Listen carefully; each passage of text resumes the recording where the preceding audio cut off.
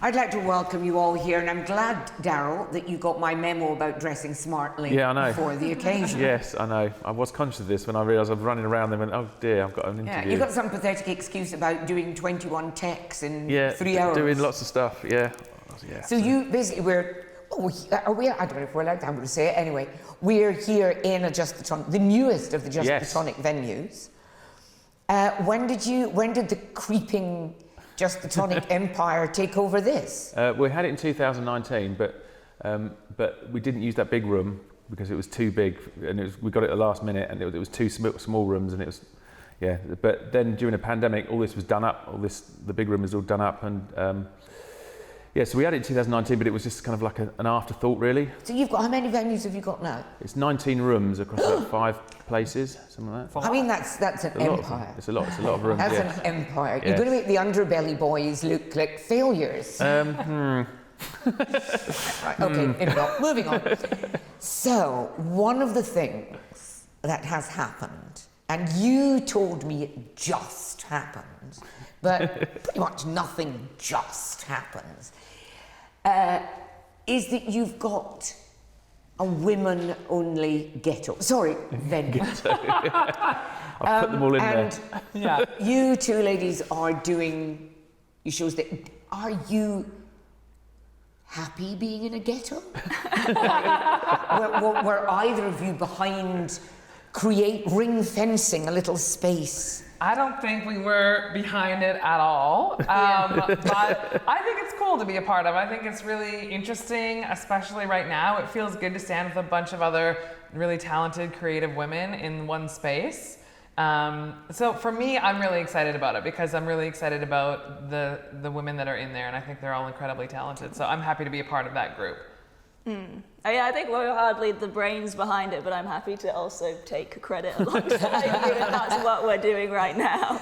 It was a great idea that we all came up with together. Yeah, exactly. And I definitely didn't just arrive to it and was I'll totally reap all the benefits of this, which I am going to do, because I think it's a super cool idea. And I think that even if some people wouldn't like it, it's like, okay, well, maybe they're not the kind of people we would maybe want to have at our shows, anyway. Yeah, they're the people that say women aren't funny, so fuck off. Yeah, it's like, it's already... Anyway. But does it trouble you? Because, I mean, I was unbelievably flat-chested, so I never had a bra to burn. But, you know, I certainly remember the 70s and whatnot, when there was a lot of quite boot-faced women fighting the good fight for equality in, all manner of places. But I kind of get the feeling that now we're all, kind of equal and genderqueer and with ADHD diagnoses and whatnot to think about. We're not exactly manning the barricades of feminism anymore. We're kind of deciding on the soft furnishings and colour scheme. I mean, I'm only saying that because where I work in my other life in Kenya,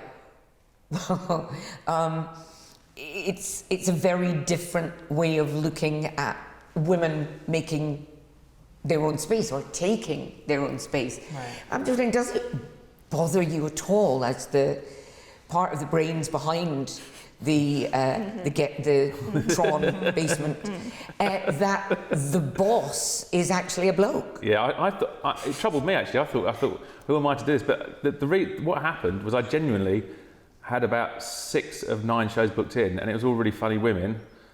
And I went, I could just make this women only venue. It was as much of a thought like that. And then I emailed the ones that are in there. So I've got this idea. Would you fancy being part of an all-female venue?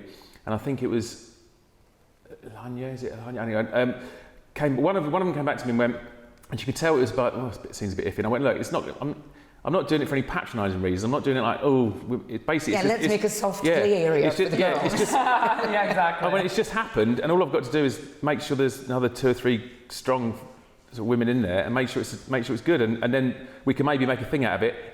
And if we'd done this, we wouldn't have this conversation and all these people watching this thing about the Tron, which is so. It was kind of a bit of a it would be a bit of a good PR exercise, but also one of the things that happens is I've been running clubs for years, and the amount of the amount of sort of attacks you get for not having a balanced lineup, and well, all female is hardly balanced. Yeah, I know. But what I'm saying is that for a long time it was impossible to do it. So because there were so many blokes in the circuit and so few women, and then because everyone then started going, we've got to have loads of women in our lineups.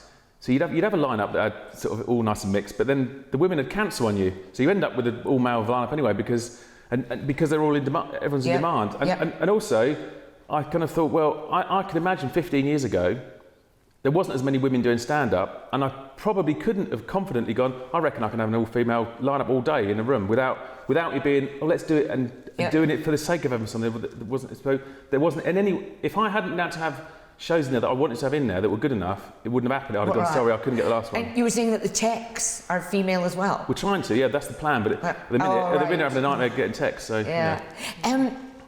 Again, and forgive me if I appear at all negative, these days, and actually fairly recently, surely identifying anything as an all-female you're just entering the quagmire of gender identity politics. Yeah, of course. It's a nightmare. I do think part of this, though, if this was an all-male room, people would just call it a comedy room, period. It would not be this extra thing. So right now, it has happened. It's this thing. I think we utilize it to our advantage. And use it to help market these shows and these really great funny women. And as far as what you said earlier about having sort of a man at the helm of this, the reality is comedy is still very much a male-dominated industry. Most of the club owners and the bookers that I deal with are men. So the fact that one of them wants to step up and actually do this, I think is a really positive thing. Yeah. And it just so happens that it is a man, but that's just kind of the nature of this comedy beast. Unfortunately, you're a man. I'm not just a man. Oh, you're so much more. Don't worry. Do you, sort of in retrospect, would it have been as, I don't know what the word, not good, but as useful an exercise just to call it a comedy room, like not mention anything and just have people gradually go. I was going to do that. Women. I wasn't going to do that. I was a thought. I'd just not make a thing of it. Let's just let it slide in. But then I thought it might just go unnoticed. And the reality of Edinburgh is take whatever you can get to get attention. 100%. And I think the real benefit, both Eryn and I are debuting, Aaliyah Kanani is debuting in their room again, and she's a great Canadian act so a lot of us, we could really use the attention, and we haven't gotten all this other attention from other places before, so I'm all for it, whatever it takes. I didn't realise so many of you were newbies. Yeah, we're both doing our debuts.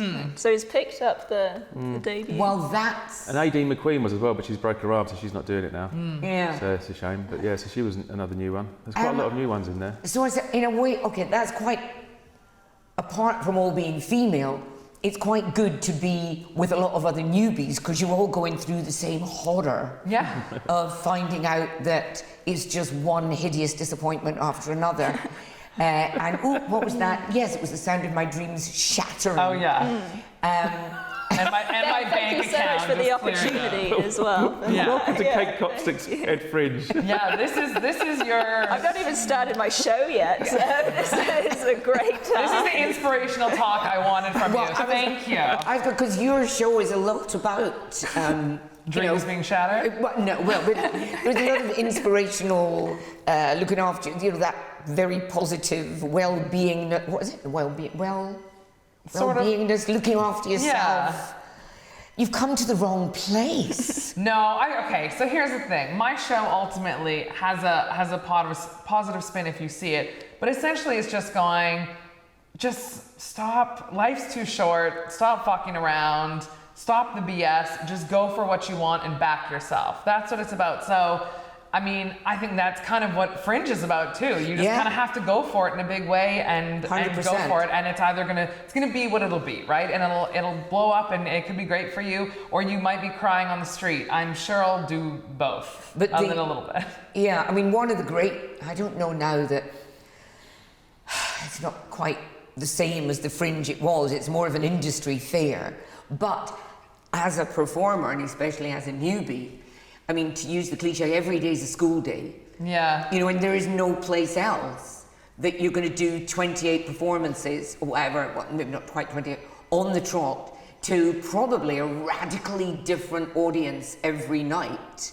And it's not, you don't get that kind of, we're at, you know, Just the Tonic in the Dustbin in Greenock. And they have a kind of core audience. It could be anybody, any nationality, anything, and that must be exciting for a performer. For me, it's exciting. I mean, it's the reason I moved over to the UK. I moved here. I wanted to be a part of this. We don't have anything like it in Canada that compares to the size and scale of this. And I came over here to really take comedy seriously. And a big part of that is, again, having your comedy reach other audiences. I can perform to Canadian crowds. I can perform to the US crowds. Can I perform across the UK to international crowds as well? And that's when you know you're the real deal, right? When you can hit home with a lot of different people and connect with them all. And that's what I really wanted to do. It's interesting because I'm trying to do the exact opposite of that. I'm trying to get as many people in front of me as possible and then just whittle them down to the ones who love me. So I'll take that. I see. Well, we could do both. Yeah. But that's the beauty of the Fringe. Two very different paths. Absolutely. So that's the great thing about I've got such this big demographic of people coming in.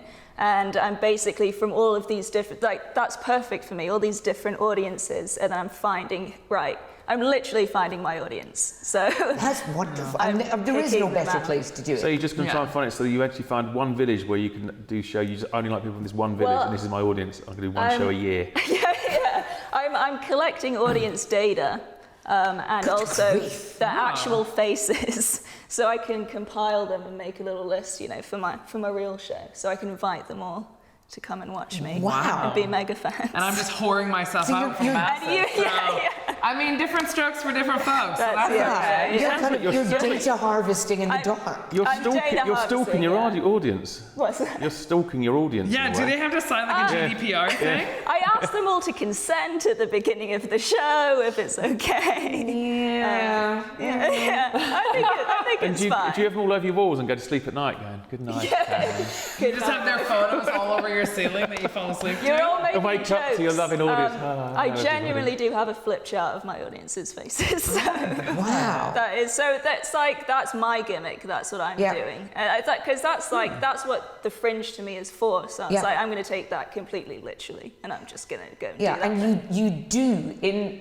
I know it's the phone. What are you going to do if you start selling out like 2,000 seat audiences, venues? It's going to be a mind fuck. If you're too overwhelmed, I'll take your crowds. Don't worry. I'll keep you in a 10-room with just your people, and I'll sell out the 2,000 seaters. I was going to say, when you come back in, whatever, couple of years, and Just the Tonic has taken over the McEwen Hall and the Edinburgh International Conference Centre, you're going to 1,500 people. Yeah. You're going to have to get help.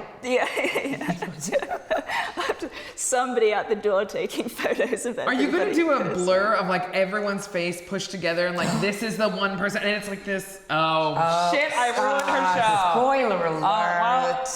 No, can't surprise no spoilers on this show. Sorry. Wow. But what are you gonna do? I tell you what, though, I want to go and see this show. I know. Yeah, I'll go see it. I know. But you can talk to my agent about the rights to the.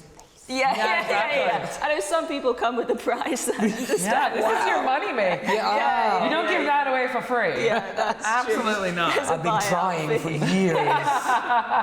It's interesting that that basement at the Tron is the most fantastic venue. I'm really excited. I absolutely love that room. There's a few rooms around Edinburgh. Banshee Labyrinth, I love that. But that downstairs at the Tron, it's always been proper comedy. And a couple, I don't think you were running it, but there was one year when Doug Stanhope was in it. Was it the year Doug Stanhope was in there? It was all bad boys. And there was a show at midnight called The Unbookables. And it was just, there was Stanhope, there was Jason Rouse, there was, Jim Jeffries when he was a baby. But it was you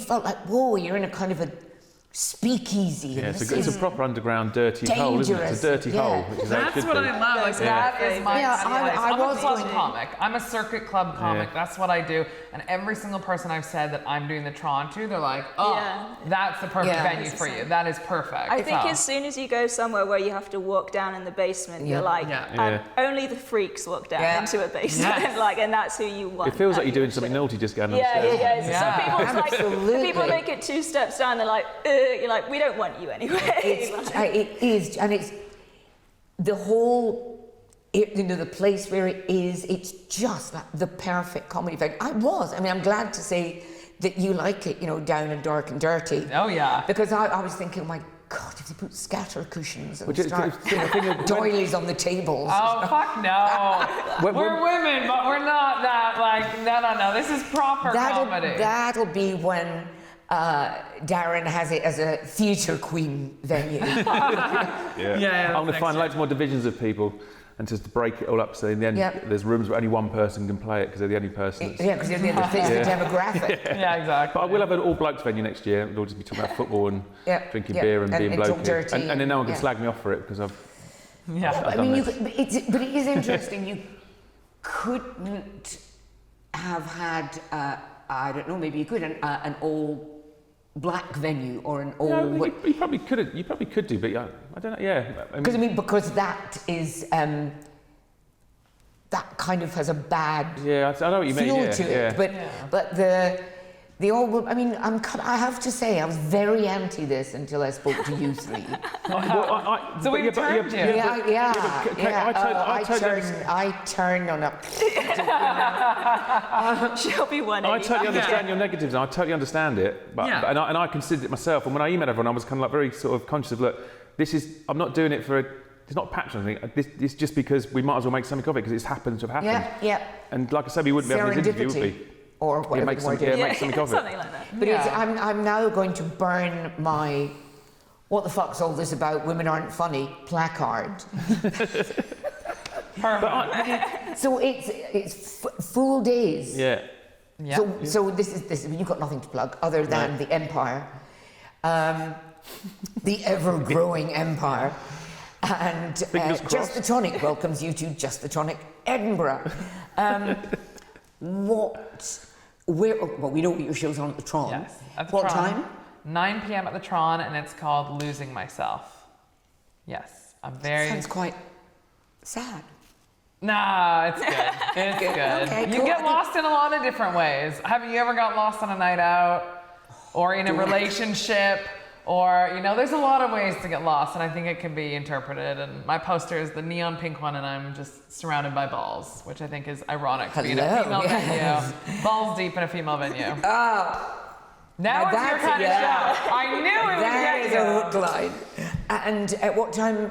Because again at the Tron. At the Tron, 5 p.m. Eryn Tett finds her audience.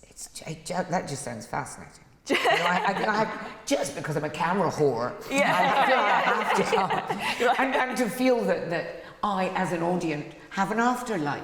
Yeah. And that you might be lying in the dark one night and go, There she is. yeah, there we go.